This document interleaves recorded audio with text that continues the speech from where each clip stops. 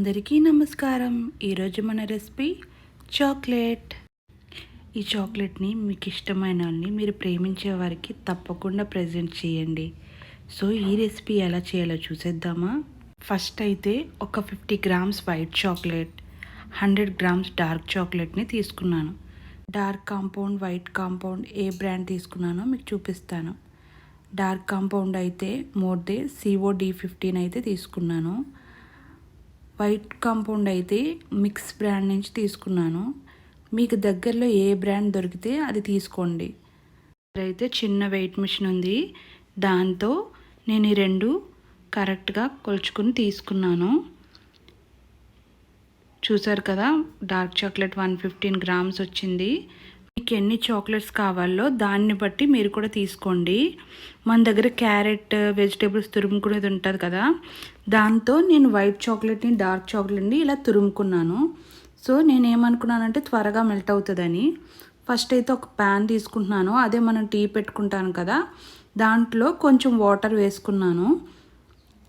Water వేసుకుని పైన అయితే నేను ఈ గ్లాస్ బౌల్ ఫిట్ చేసుకున్నాను. ఈ గ్లాస్ బౌల్ ఆ వాటర్కి టచ్ అవ్వకూడదు అన్నమాట.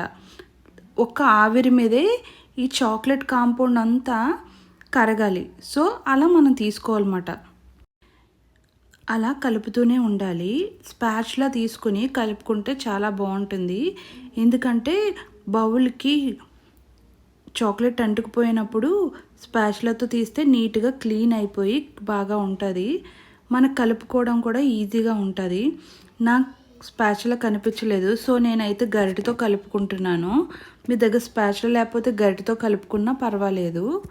ఏంటంటే ఈ వీడియోని కొంచెం లెంతీగా చూపిస్తున్నాను, ఎందుకంటే కొంతమంది చాక్లెట్ కరిగినప్పుడు ఏమనుకుంటారంటే ఇంకా కరగదేమో, ఇంకా కరగలేదేంటి అనుకుంటారు. ఇంచుమించు ఒక 20 మినిట్స్ అయినా పడుతుంది.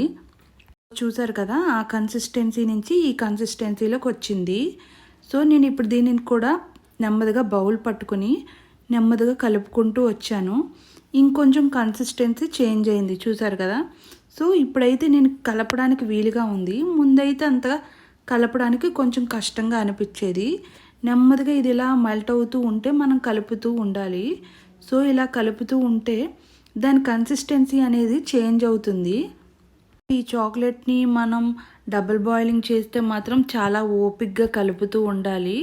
ఏదైనా కష్టపడితేనే కదా వస్తుంది. ఇదైతే కొంచెం కష్టంగానే ఉంటుంది, కానీ మీరు కలుపుతూ ఉంటే అది కరిగిపోతుంది. సో చూసారా, ఇంకా కన్సిస్టెన్సీ ఇంకొంచెం చేంజ్ అయ్యింది. సో ఇప్పుడు ఎలా ఉందంటే కన్సిస్టెన్సీ చూసారా, కొంచెం రిబ్బన్లా వచ్చింది. మళ్ళీ నేను కొంచెం సేపు కలుపుతున్నాను. చూడండి, ఇప్పుడు చూసారా, ఇందాకటికి ఇప్పటికి చూస్తే నార్మల్గా చాలా ఈజీగా చూసారా ఎలా ఉంది, నార్మల్గా ఉంది కదా. సో ఈ కన్సిస్టెన్సీలోకి రావాలన్నమాట. ఫైనల్గా అయితే చాక్లెట్ కరిగిపోయింది. ఇప్పుడైతే మనం మౌల్డ్లోకి ట్రాన్స్ఫర్ చేసుకుందాము. చూసారు కదా, నేను ఈ మౌల్డ్స్ని తీసుకున్నాను. మీ దగ్గర హార్ట్ షేప్ ఉన్నా ఇంకే షేప్స్ ఉన్నా మీరు తీసుకోండి. ఇప్పటికి మనం బటర్ కానీ నెయ్యి కానీ రాసుకుంటే ఈజీగా చాక్లెట్ ఊడొచ్చేస్తుంది. సో నేను ఫస్ట్ అయితే గ్రీస్ చేసేసుకున్నాను. ఇప్పుడు నేను ఆ చాక్లెట్ని వేసుకుంటున్నాను.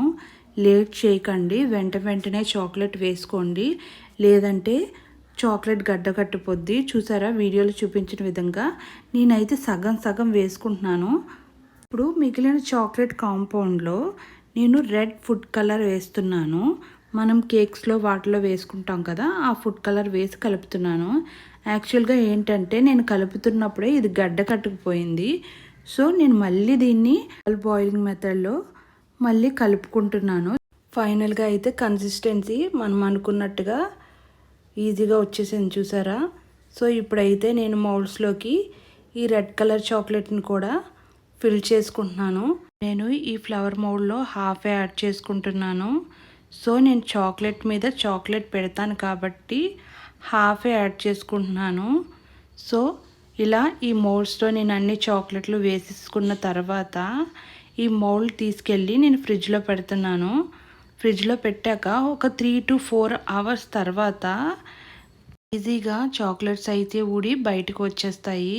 ఈ కలర్ చాక్లెట్స్ అయితే కంప్లీట్ అయ్యాయి కదా. ఇప్పుడు డార్క్ చాక్లెట్ని మళ్ళీ బౌల్లో వేసుకుని హాఫ్ బాయిలింగ్ మెథడ్లో మళ్ళీ హీట్ చేసుకుంటున్నాను, మెల్ట్ చేసుకుంటున్నాను.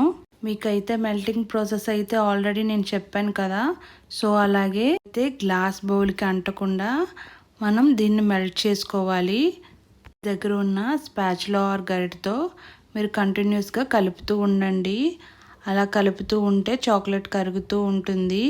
మనం ఎన్ని రూపాయలు పెట్టి ఎన్ని చాక్లెట్లు కొనుక్కున్నా మన చేతితో మనకిష్టమైన వాళ్ళకి చేసి ఇస్తే చాలా హ్యాపీగా ఉంటుంది కదా. సో మీ ఇష్టమైన వాళ్ళ కోసం మీరు చేయండి తప్పకుండా ఈ రెసిపీని. చూసారు కదా చాక్లెట్ కొద్ది కొద్దిగా మెల్ట్ అవుతుంది. అలా కలుపుతూ ఉండండి. బౌల్ని ఎలా ఫిట్ చేసుకున్నానో ఒకసారి మీరు ఈ వీడియోలో చూడొచ్చు. ఫైనల్గా అయితే చాక్లెట్ పూర్తిగా మెల్ట్ అయిపోయింది. చూసారా షైనీగా ఉంది చాక్లెట్ కూడా. కన్సిస్టెన్సీ కూడా చాలా కరెక్ట్గా అయిపోయింది. చూసారా ఒక వాటరీ కన్సిస్టెన్సీలోకి వచ్చేసింది. ఇప్పుడు ఈ చాక్లెట్ని మనం మౌల్డ్లో ట్రాన్స్ఫర్ చేసుకుందాము. నేనైతే ఈ మౌల్డ్ని అమెజాన్లో కొనుక్కున్నాను. ఇప్పుడు ఈ చాక్లెట్ని నేను మౌల్డ్లోకి ట్రాన్స్ఫర్ చేసుకుంటున్నాను. ఈ మౌల్డ్ని ఆయిల్తో కానీ బటర్తో కానీ గీతో కానీ గ్రీస్ చేసుకోవడం మర్చిపోకండి. ఫైనల్గా అయితే నేను మొత్తం చాక్లెట్ని దీంట్లో ట్రాన్స్ఫర్ చేసుకుంటున్నాను. మీరైతే ఫుల్గా ఫిల్ చేసేయకండి, కొంచెం కిందకి ఫిల్ అయ్యేలా చూసుకోండి. ఎందుకంటే మనం పైన dry fruits and chocolates, colour chocolates add చేస్తాం కదా, అందుకోసం కొంచెం కిందకే దీన్ని చేసుకోండి. చూసారు కదా నేనైతే చేసిన చాక్లెట్స్ ఎంత ఈజీగా ఊడొచ్చాయో. చూసారు కదా ఎలా ఉన్నాయో, ఎంత కలర్ఫుల్గా ఉన్నాయో. ఇప్పుడైతే ఈ డార్క్ చాక్లెట్ల మీద మనం ఈ చాక్లెట్స్ని పెట్టుకుందాము. యాక్చువల్గా నేను వేడిగా ఉన్నప్పుడే ఆ చాక్లెట్స్ని పెట్టేశాను. సో అవైతే కరిగిపోయాయి ఫస్ట్. సో మీరైతే అలాంటి పొరపాటు చేయకండి. వాటిని సింబల్ షేప్లో నేను డ్రా చేశాను. తర్వాత వాల్నట్స్ పెట్టుకున్నాను. కొంచెం చల్లగా అయ్యింది. ఆ టైంలోనే నేను ఈ వాల్నట్స్ని, ఈ రోస్టెడ్ ఆల్మండ్స్ని యాడ్ చేస్తున్నాను. చూసారు కదా ఎలా డెకరేట్ చేస్తున్నాను.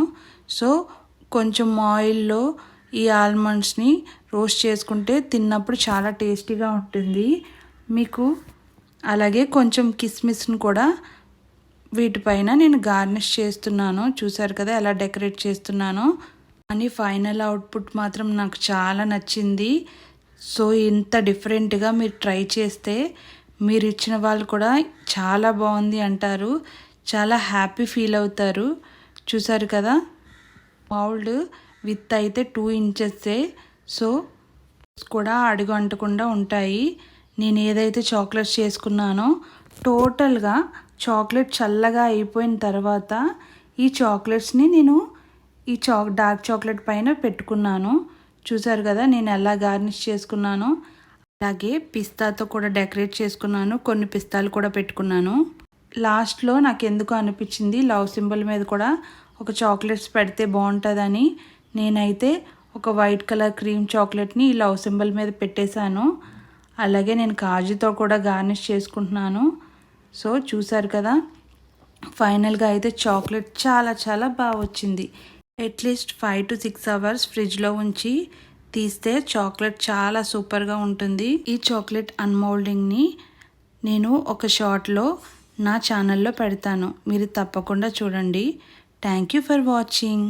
మీకు మా వీడియో నచ్చినట్టయితే లైక్ చేయండి, సబ్స్క్రైబ్ చేయండి.